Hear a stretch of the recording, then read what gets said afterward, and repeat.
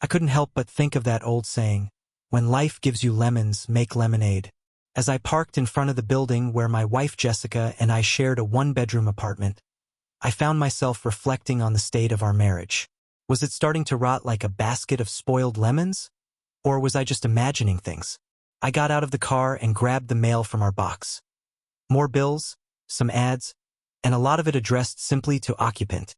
I was drained, which had become the norm with my 16-hour workdays, for days a week, plus one day off from my second job at the nearby fast food joint. The reason for the grueling schedule was clear. We had bills to cover and were saving for a house. Plus, I had plans to do something special for Jessica to celebrate our upcoming 5th anniversary. It wasn't that Jessica wasn't pulling her weight. She handled the house and worked at a travel agency, although the pay was nothing to write home about. As for me, I worked a full 40-hour week in customer service, spending most of my time on the phone dealing with complaints or processing orders. Could get pretty repetitive, but the pay wasn't bad, and the benefits were great. I made $118 an hour, plus monthly commissions and a bonus every 6 months based on how the company performed. Usually, my commissions end up being more than my hourly pay. And to add to that, I worked part-time at the fast food place, taking care of orders and transactions. It might sound boring, and it often is, but honestly, it was a nice change of pace. I'd been balancing both jobs for almost 2 years now, and it was beginning to take its toll. On the upside, I'd managed to get our finances in order and saved up a solid amount for a down payment on a house, bringing in over $7,000 a month before taxes. My plan was to quit the second job as soon as we were in a more stable place. After our anniversary cruise, I figured I'd take a good look at our finances. For the past year, Jessica had been managing the bills, and from what I could tell, she had everything under control. Thanks to her job, we scored a great deal on tickets for a 5-day Caribbean cruise. So, I treated us to an upgrade, a suite with a balcony and a beautiful ocean view. I was looking forward to spending some uninterrupted time with her out on the open water. We both managed to get time off, with plans to leave right after work tomorrow, Friday. I trudged up the stairs to our apartment and unlocked the door. The place was dark, and the only sound was the ticking of the clock on the wall. Odd, I thought. Jessica hadn't mentioned not being home. I dropped the mail on the table and flicked on the light switch. Everything looked tidy and in its place, but something felt off. "Jessica, I'm home," I called out, but there was no reply. I walked into the kitchen, but nothing had been prepared. Normally, on the nights I came home late, she'd leave a covered plate in the fridge, but not tonight. The bed was neatly made in the bedroom, but Jessica was nowhere to be seen. I pulled out my phone and dialed her number, but it went straight to voicemail. "Hey Jessica, it's Ethan," I said. "Ethan Sullivan. Where are you?" "I'm at the apartment. Please call me back." I hung up and sent a text, but still no response. Walking over to the closet, I noticed a few items missing from her side. What could this mean? Was she gone? As I opened her dresser drawers, I saw more of her things had been taken. I moved to the bathroom, and sure enough, most of her toiletries were gone, too. And then I saw it. A small envelope on the bathroom counter, addressed to me in her handwriting. It looked shaky. Picked it up and opened it. Taking a seat in the living room, I unfolded the letter and began to read. She confessed that, at her lover's request, she had stopped using contraception for the past 3 weeks to ensure he would be the one to get her pregnant. She apologized for the harshness of her words and reassured me that Ryan, her lover, was a good man in more ways than one. According to her, everyone at her workplace knew about their relationship and supported their decision to go on the cruise together. The letter went on to say that her colleagues believed I'd be an amazing father to the children she and Ryan planned to have. Jessica admitted she had fallen in love with Ryan, but clarified that it wasn't the same kind of love she had for me as her husband. She described her feelings for him as more like the love between close friends or siblings. Despite this emotional shift, she insisted that she didn't want a divorce and thought it would be best for us to stay married. This way, our combined insurance would cover her pregnancies, and I could raise Ryan's children as my own. She outlined a plan for the future, which included spending nights at Ryan's place, while he would also stay at ours. She suggested that I find somewhere else to stay on those nights, perhaps by picking up a third job to keep myself busy while they were together. Jessica explained that intimacy between us would no longer be a part of our relationship, as Ryan insisted on exclusivity and, frankly, I no longer excited her. The letter even warned that if I was considering divorce, there would be legal consequences. She'd secure retirement benefits, half my paycheck, and child support. Although she acknowledged the pain this might cause, she also made it clear that she, too, was hurting. She and Ryan had decided to take the cruise with the tickets I had bought, blocking my number to avoid calls or texts. They planned to send me pictures and videos to show me what I was missing, all while assuring me that her safety was a priority. The letter ended by stating I had to leave because the taxi was waiting. She was meeting Ryan at the airport. They planned to leave a day early to avoid a tiring start to their cruise. She promised to reach out when they returned, and I could pick her up. Once again, she expressed regret, but confirmed that this was the new reality. The letter was signed, "Your friend, Jessica." I sat there in stunned silence as the letter slipped from my hands. Friend? I thought. What the hell was that about?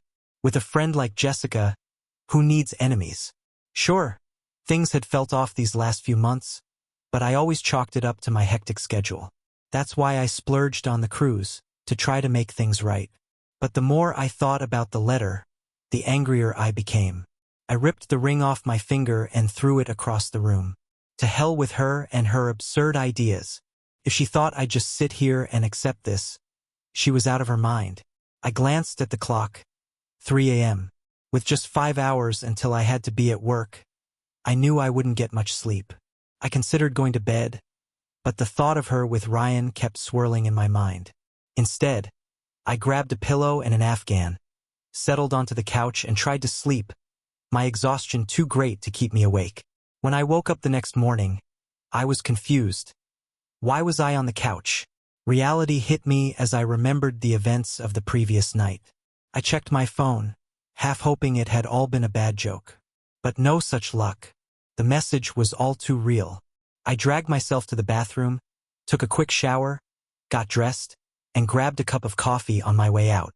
Trying to put my personal problems aside at work was a struggle, especially when I had to listen to others complain about trivial issues. I did my best to stay focused, but it was obvious to my coworkers that I wasn't fully present. After lunch, my supervisor, Rachel, called me into her office, and I knew something was up. She seemed genuinely concerned, gesturing for me to shut the door behind me. Rachel asked if everything was okay at home and suggested that I think about quitting the fast food job, given that I was already working 2 jobs. After a brief pause, I decided to open up to her. I admitted that things weren't exactly okay at home. Since she had always been open with me, I felt it was only fair to share what was really going on. I handed her the letter Jessica had left. Rachel read it in silence, and when she was finished, she handed it back to me, shaking her head. She expressed sympathy but reminded me that we needed my focus at work. She mentioned that some colleagues had spoken to her about my behavior that morning. Short-tempered and snappy. After reading the letter, she told me she understood what I was dealing with. Realizing that I had vacation time coming up, she suggested I take the rest of the day off using comp time. On top of that, she offered to refer me to someone and wrote down the contact details of the attorney she'd worked with during her divorce.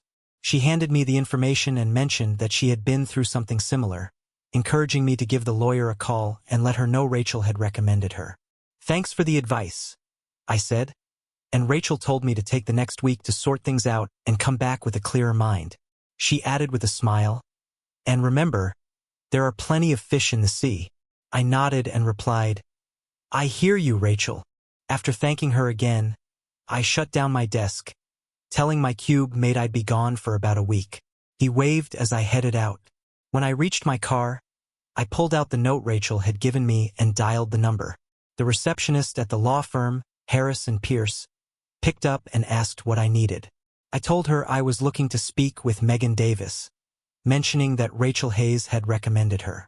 The receptionist put me on hold and came back after a couple of minutes to say that Ms. Hawkins was in court that afternoon but had an opening at 4 p.m. I confirmed that time worked for me and asked for the office address. After jotting it down, I thanked the receptionist and ended the call. With some time to spare, I decided to stop by the travel agency where Jessica worked. I hoped to at least get a refund for our vacation plans, if possible.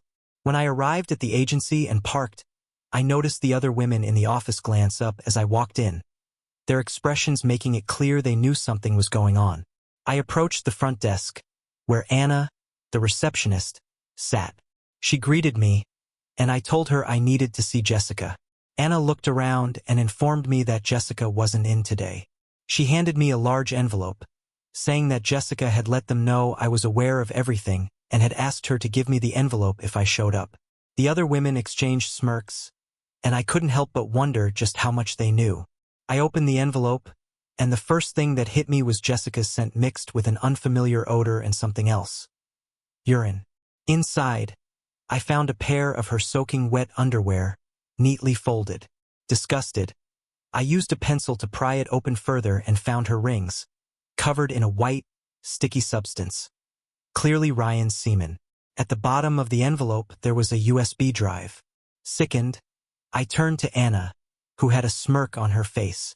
The other women around her were doing the same. I asked Anna if she found this amusing, and she looked away, embarrassed.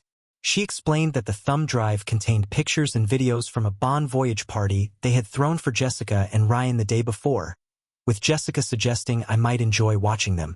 An older woman came out from the back and leaned against the front office wall, quietly observing me.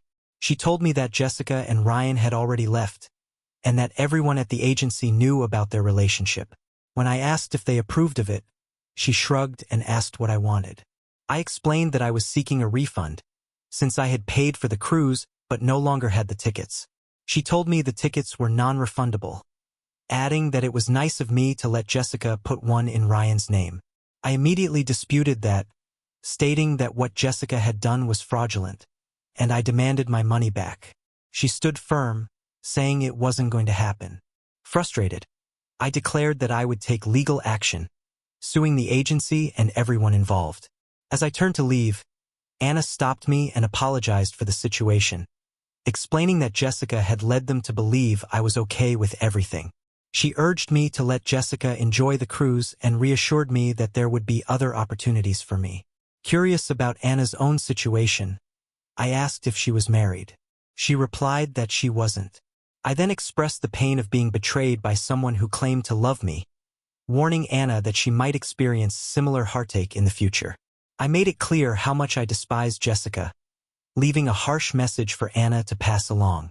I told her to inform Jessica that I hated her and never wanted to see her again. I even added something cruel and shocking, saying I hoped she would rot and die of AIDS. Anna and the others were visibly shocked by my words. Before leaving, I told them all I'd be seeing them in court. With a couple of hours before my appointment at Megan's office, I found a shady spot in a nearby park, parked my car, and took a nap, setting my phone's alarm. As I lay there, I couldn't help but wonder, is there no justice in this world? The nap offered some relief, but when I woke up, my neck was sore from sleeping in an awkward position. After sipping some lukewarm coffee, I started the car and drove to the building where Megan's office was located. I checked my appearance in the mirror before heading inside. I looked drained, but I tidied up my hair and grabbed Jessica's letter and the envelope from Anna before going in. Inside the office, a friendly blonde receptionist took my name and directed me to a seat. She offered me a cup of fresh coffee, which I gratefully accepted. A few minutes later, she escorted me to Megan's office and closed the door behind me. Megan Davis, who was older than me but still attractive, stood up as I entered and extended her hand, which I shook. She greeted me warmly, expressing pleasure in meeting me, and invited me to sit down. I thanked her and took a seat, telling her I was fine with being called Ethan. She smiled slightly and suggested I call her Megan. After asking the reason for my visit, I explained that I was considering a divorce. Megan asked why, and I told her that my wife had been cheating on me. To drive home the seriousness of the situation, I handed her the letter Jessica had left. Megan read through it, her face darkening, and then handed it back to me. She asked about the envelope, and I passed it to her, warning her about its contents. She opened it cautiously, her face contorting as an unpleasant odor hit her. After quickly closing it, she handed it back, expressing understanding and saying that she didn't blame me for wanting a divorce. Megan then asked what I hoped to achieve in the divorce. I replied that I wanted as much as I could get. I wanted Jessica to face consequences for her actions, not only for the affair but also for the agency's involvement in defrauding me out of over $2,000. She acknowledged that I didn't have much knowledge about divorce laws, but she mentioned that the family court system in our state prioritizes economics over true justice. Megan explained that having no children would actually work in my favor during the divorce, as those cases were often more complicated and emotionally taxing. When I mentioned that we were renting a one-bedroom apartment and working extra hours to save for a down payment on a house, Megan said that was one less thing to worry about. She then asked about Jessica's job at AA Travel Agency and what her income was. I told her that Jessica made about the same as my base pay, roughly $1,800 per hour. Megan informed me that the court could order me to pay spousal support for a few years unless Jessica remarried, and we would likely have to divide all our assets, including any retirement funds. Regarding Jessica's infidelity, Megan explained that the state's no-fault divorce laws meant that her actions couldn't be directly mentioned in the divorce papers, but it could potentially influence negotiations. When the topic of counseling came up, I admitted I hadn't considered it, as I saw no way to move past the situation. Megan noted that the court might still order counseling, though. I then asked about the possibility of my wife bringing her lover into the apartment. Megan asked if Jessica's name was on the lease, and I confirmed that it was. She explained that, unless there was a threat of property damage, I couldn't stop Jessica from bringing people into the apartment since she also had a right to live there. I vented my frustration with the situation, and Megan acknowledged that divorce was never easy, referring to it as something you just get through. I tjokkel der her dry humor. She suggested that Jessica might reconsider the marriage once she returned, and proposed the idea of a legal separation as a way to cool things off. If I still wanted a divorce after that period, we could proceed. Megan also recommended I think about quitting my second job. She pointed out that working too much could lead to more financial stress, and it seemed I had already been overextending myself for a while. I expressed my continued frustration about the cruise, and Megan reassured me that we could look into ways to get a refund. We discussed the details, and Megan made notes while we talked. When the meeting wrapped up, she handed me a checklist of tasks, mostly related to banking. I shook her hand and left the office, stopping at the front desk to leave a retainer. Although I still felt defeated by the situation, at least I was taking steps to address it. On the way home, I considered Megan's advice about quitting the second job. I was already worn out from it, so I decided I'd go in the next day to give my notice. I also made a stop at the bank, following through with Megan's suggestions. I paid off the joint credit card Jessica had used and canceled it. Then, I withdrew half of the funds from our joint accounts and transferred them to a separate account I had set up earlier, one Jessica had no access to. That account would remain safe, even though my original plans of using it for a house were now out the window. When I got home, I grabbed the mail from the mailbox. I had some leftover meatloaf that Jessica had made a few days before, which I ate while flipping through the mail. Most of it was junk, but there was one envelope with fancy calligraphy and addressed to me personally, from something called the Simmons Gallery. I didn't recognize the name and almost tossed it out, but for some reason, I felt compelled to open it. Inside was an invitation to a private art showing. I wasn't sure if Jessica had signed me up for this or not. She had often tried to get me interested in the arts, but with my hectic work schedule, I'd never really had the time. The invitation instructed me to be there at 9:30 a.m. sharp. Looking at it, I felt like this was something I needed to do, though I couldn't explain why. I put it on the refrigerator with a magnet and decided to go. If nothing else, it might offer a distraction from everything else. Later, I wore latex gloves as I opened the envelope Anna had given me earlier, overcoming the unpleasant smell coming from its contents. I carefully retrieved the wet underwear, noticing Jessica's ring lying in the dampest part. I placed them in a plastic sandwich bag and sealed it tightly. Then, I wiped down the USB drive with disinfecting wipes, unsure if it would make a difference but deciding to be cautious. I set up my laptop, inserted the drive, and prepared myself for what I might find. My instincts proved correct as I opened a folder filled with photos of Jessica and a man, presumably Ryan, socializing at what looked like a work gathering. Ryan's hands were all over her in the photos, and the other women around them wore smiles. Other pictures showed their growing closeness, with some of the office staff, even the supervisor, looking on. The final picture was particularly haunting. Jessica, half naked and standing over a toilet bowl, with two girls holding up her underwear, one of them being Anna. Among the pile of clothing were Jessica's rings, the ones I had given her nearly 5 years ago. As I looked at the photos, I noticed a stream of liquid soaking the underwear and the gold rings. The final picture was the most degrading. Jessica, still undressed, stood over the toilet, her underwear and rings beneath her. She smiled into the camera and waved, with the others joining in, all smiling and waving as well. I had never felt more humiliated in my life. But soon after, a wave of something much darker overtook me. Pure hatred. In that moment, I despised her with everything inside me. I quickly exited the folder and opened another one, this one containing several video files. Hesitant, I clicked on one. I wasn't as concerned with what was happening between Jessica and the man, but rather with what they were saying. I made my way through the videos, finally reaching the last one. I felt compelled to understand the reasoning behind her actions. The video began with Jessica adjusting herself over the toilet as the others handed her the underwear. Jessica took off her rings as Anna and another woman carefully placed the underwear underneath her, then handed the rings to the older woman, who placed them gently on the garment to keep them from falling into the toilet. Ryan's voice broke through, asking if she was ready. Jessica, still preparing herself, looked directly at the camera and addressed me, stating she needed to use the bathroom. She then casually shared her feelings about our marriage, all while instructing one of the girls to bring in the envelope. She made sure to mention that it contained photos and videos and told Anna to give it to me the next day if I came by. Afterward, Jessica waved goodbye with the others.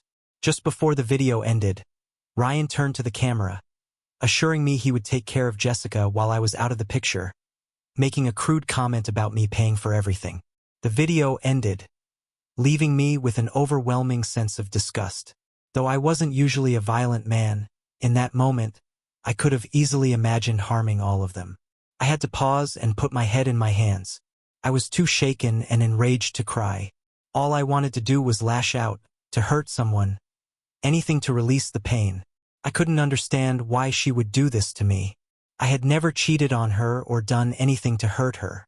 All I ever did was work hard so that we could have a good life together. If she just told me I was working too much, I would have cut back. But she didn't. An idea hit me and I pulled up the agency's website. It turned out it was part of a larger organization based in New York, with offices nationwide.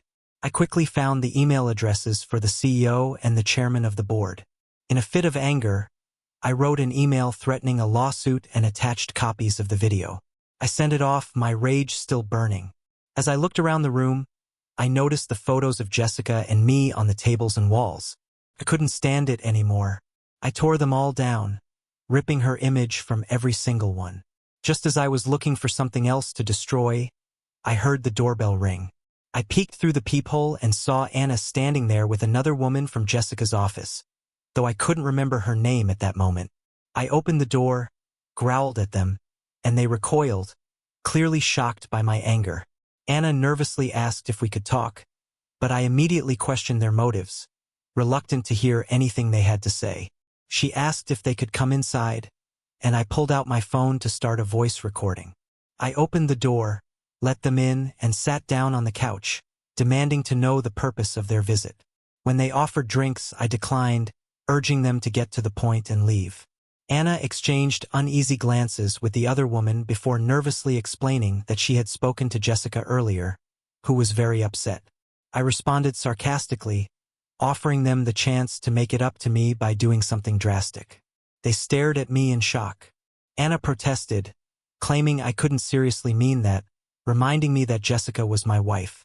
In response, I handed her the letter Jessica had left for me.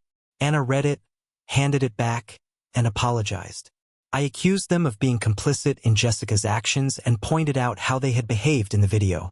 Anna apologized again, explaining that Jessica had misled them into believing I was okay with everything. I was unsatisfied with her response, so I told them it was time to leave. After some hesitation, they turned toward the door, but Anna paused and turned back before leaving. She suggested that she could help me get past all of this, but I rejected her offer, making it clear that I didn't trust her. I told them to leave and never come back. They did, and I locked the door behind them. Later, in an attempt to drown my anger and sorrow, I drove to the convenience store on the corner. I bought a 6-pack of beer and a couple of packs of cigarettes. I hadn't smoked or drank since before we got married, but I didn't care anymore. When I returned home, I sat on the balcony with my beer, smoking several cigarettes before eventually deciding to call it a night. The following morning, I got up, showered, and scrubbed the taste of beer and cigarettes from my mouth. After dressing, I made a cup of coffee for the road and headed out. I pulled up directions to the gallery online and realized I had just enough time to get there by 9:30.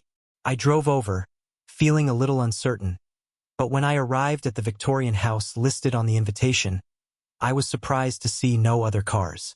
I had assumed there would be other people attending. I got out of the car and approached the door. Before I could knock, it swung open, revealing a petite blonde woman in her early 20s. She greeted me by name, calling me Mr. Reynolds, and told me I was right on time. Introducing herself as Dr. Clara Simmons, she shook my hand and confirmed that I was the only one attending the event. She invited me inside and led me into a room where a large covered portrait stood on an easel, instructing me to sit. Dr. Simmons unveiled the portrait, cautioning that it might be shocking. As the cover lifted, I was stunned to see a painting of Jessica, lying in an unfamiliar bed, with Ryan beside her. She quickly apologized and covered the portrait again. I asked how she had obtained the painting and whether Jessica was behind it, expressing my frustration. Dr. Simmons clarified that Jessica hadn't commissioned the work and suggested we move to her office for a full explanation. I reluctantly followed her upstairs into a room filled with old books and scrolls. She motioned to a chair in front of her cluttered desk and told me to sit while she made tea. I was confused. Tea hardly seemed like the right remedy for what was going on. Still, I sat, still in shock, as Dr. Simmons handed me a cup. After a few sips, I started to feel slightly better, though I wasn't sure why. Dr. Simmons smiled and sat behind her desk, waiting for me to ask questions. I demanded an explanation for everything. She nodded and began to speak, explaining that her job was to help people like me get justice. She'd been observing Jessica for some time, becoming actively involved after Jessica had written the letter to me. She asked if I had any idea what was happening, and I admitted that I didn't. I questioned how she had discovered the letter, wondering if she had been following or spying on us, or if she was some sort of private investigator. She clarified that she wasn't exactly a private investigator, but that overseeing marriages had been her specialty for many years. She asked me to watch a video on her monitor, which appeared to be filmed in my apartment. The video showed Jessica writing the letter at the kitchen table, and as she wrote, words scrolled beneath the footage, revealing her thoughts. The words showed that Jessica's intention was to prevent me from filing for divorce by claiming cruelty or misuse, as advised by Ryan. I asked about the words that appeared under the video. Dr. Simmons explained that they were Jessica's internal thoughts as she wrote the letter. I asked how it was possible to capture her thoughts like that, and she simply said it was proprietary. I pushed back, asserting that Jessica's claim of misuse was a lie. I had never done anything of the sort. Dr. Simmons acknowledged that she knew the truth, but warned me that in this state, the court would likely believe Jessica over me. I remarked that my lawyer hadn't mentioned this aspect of the case. Dr. Simmons replied that lawyers were the real winners in divorces, and that seeking justice or fairness in such situations was often futile. She then revealed that Jessica had shared her plan with Ryan during another video. This time, they were sitting close together on plane seats. Ryan asked if Jessica had left the letter for me, and she confirmed that she had. He asked what she would do if I filed for divorce, and she said that her lawyer would claim I had abused her, even though she hadn't mentioned any such thing in the letter. The video ended, and I sat there, stunned. I couldn't believe what I had just seen. I asked, in disbelief, how Jessica could fabricate such a story without facing any consequences. Dr. Simmons explained that people pull off these types of things all the time. I was still confused. I asked her how Jessica could do this to me, despite my loyalty, hard work, and efforts to provide for our future. Dr. Simmons suggested that maybe I had been too focused on financial matters and not enough on spending time with Jessica, though she made it clear that this did not excuse her actions. I mentioned that if Jessica had just communicated with me, I would have given up the second job. Dr. Simmons replied that even if I had, there was no guarantee this wouldn't have happened anyway. I asked her what she suggested I do next. Dr. Simmons proposed helping me seek some form of justice and asked if I was open to the idea. I quickly agreed, eager to hear how she planned to go about it. With a mischievous grin, she reminded me of something I had mentioned the previous night. Confused, I asked what she was referring to. Maintaining her playful expression, she stood up from behind her desk and walked toward me, taking my hand. She gestured for me to rise, then casually remarked that their ship had already sailed early that morning. I nodded, acknowledging that I knew, having paid for the cruise. Dr. Simmons agreed and suggested we pay them a visit. Stunned, I asked how we could possibly manage that. She smiled as she held my hand, and before I knew it, we were standing on the deck of a colossal cruise ship. I glanced around, spotting a few people on deck, but my eyes quickly landed on Jessica and Ryan standing near the railing. Jessica was wearing a skimpy two-piece bikini, barely covering anything, and they were wrapped in an intimate embrace. Jessica's hand was provocatively caressing the front of Ryan's suit. I cleared my throat to get their attention. Jessica's eyes widened in surprise as she asked how I had arrived and who I was with. I calmly replied that I was there to represent justice, ensuring that she would face the consequences of what she had done to her husband. Both Jessica and Ryan chuckled, but Ryan's tone quickly shifted to one of threat as he demanded to know what I intended to do. They started walking toward us, but as they did, their footing faltered. They slipped, lost their balance, and tumbled over the railing. Without thinking, I rushed to the edge, and Dr. Simmons joined me at the railing. We both peered down, and I was suddenly unsure of why she was holding me back. As they fell about 15 feet down, a massive shark shot up from the water. Its mouth opened wide, revealing rows of jagged teeth that must have stretched 30 to 35 feet across. I'd never been so terrified in my life. Jessica screamed in terror as she and Ryan were swallowed whole by the creature. The shark's jaws snapped shut with a sickening thud, sending a geyser of blood back up toward the deck before it silently disappeared beneath the waves. I could hear horrified cries from the deck above, and several passengers were retching, some filming the scene on their phones. Dr. Simmons pulled me away from the edge, and I heard the blare of an alarm as crew members rushed to assess the situation. It was too late, though. They looked over the railing, but there was nothing left to save. Dr. Simmons grabbed my hand, and in an instant, we were back in her office. I felt dizzy and nauseous, but Dr. Simmons held my head gently, and the nausea faded almost instantly. Stunned, I asked if what I had just seen had really happened. She seated me again and poured another cup of tea. With a calm demeanor, she assured me that it had indeed happened and handed me the tea, suggesting it would help. I took a sip and almost immediately, I felt much better, though I was still reeling from the sight I had just witnessed. The shock was starting to wear off, but I couldn't shake the feeling that something was off. As I processed everything, I realized something unsettling. I felt no remorse. No sadness. Nothing. I looked at Dr. Simmons, searching for an explanation. She calmly informed me that the tea was meant to help me cope with the situation. Indeed, I felt much more composed after finishing the cup. Despite the fact that I had once been deeply in love with Jessica, I felt no sorrow over her death. It left me questioning my emotions. Sensing my confusion, Dr. Simmons reassured me not to worry, attributing the absence of emotion to the tea's numbing effects. I then asked where Jessica was now, acknowledging that she had died. Dr. Simmons, with an understanding smile, noted my religious background and guessed that I might be wondering about the afterlife. She invited me to follow her back to the showroom where she had revealed the portrait. Once there, she unveiled the painting once again. This time, however, the portrait was drastically different. Instead of Jessica, it now depicted Dr. Simmons's own face. Frozen in a scream of terror, her eyes wide with fear. Behind her, the shark's enormous maw loomed, its rows of teeth ready to devour her. Adresja pointed toward the painting, explaining that it symbolized Jessica's fate, forever trapped in her final moments. She told me that Jessica would spend eternity in that image, regretting her decision to betray me, a self-imposed hell of sorts. As she placed the portrait on a vacant spot of the wall, I saw that it was surrounded by other similar paintings.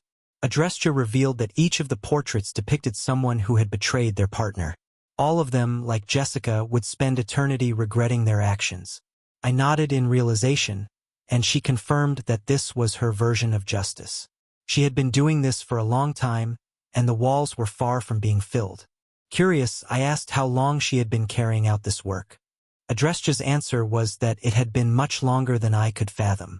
There was a brief, almost imperceptible sadness in her expression as she held my head in her hands and gazed at me intently. For a moment, I thought I saw a tear glisten in her eye. She spoke softly, telling me that the coming days would be tough, but reassured me that she would always be with me, in my heart, no matter my age. She encouraged me to live a long life and even find new love, suggesting that someone was waiting for me. After planting a gentle kiss on my cheek, I felt a strange sense of peace that I couldn't fully explain. She walked me to the door, closing it behind me as I left. Still reeling, I drove to my second job and handed in my notice. The manager wasn't angry, though he seemed understanding, wishing me well. We parted on good terms, and he promised to mail my final check. I returned home, cracked open a beer, and slumped in front of the TV. As I watched, I realized it was odd that I felt no sorrow for Jessica's death. It was as though something inside me had changed. The news was already covering the shark attack. Several people had recorded videos, and as I flipped through the channels, I saw various news outlets discussing the possibility of such a massive shark existing. Reports stated they were still awaiting confirmation of the victims' identities. On social media, the video had gone viral. It was everywhere on YouTube, Twitter, Facebook, circulating rapidly. I couldn't bring myself to watch it again, so I turned off my computer. Instead, I grabbed a stack of trash bags and started clearing out Jessica's things. Before long, everything was packed up and shoved into her car. I called her mother to let her know she needed to come pick it up. "Why, Ethan?" she asked. I briefly mentioned Jessica's infidelity but didn't mention the shark incident.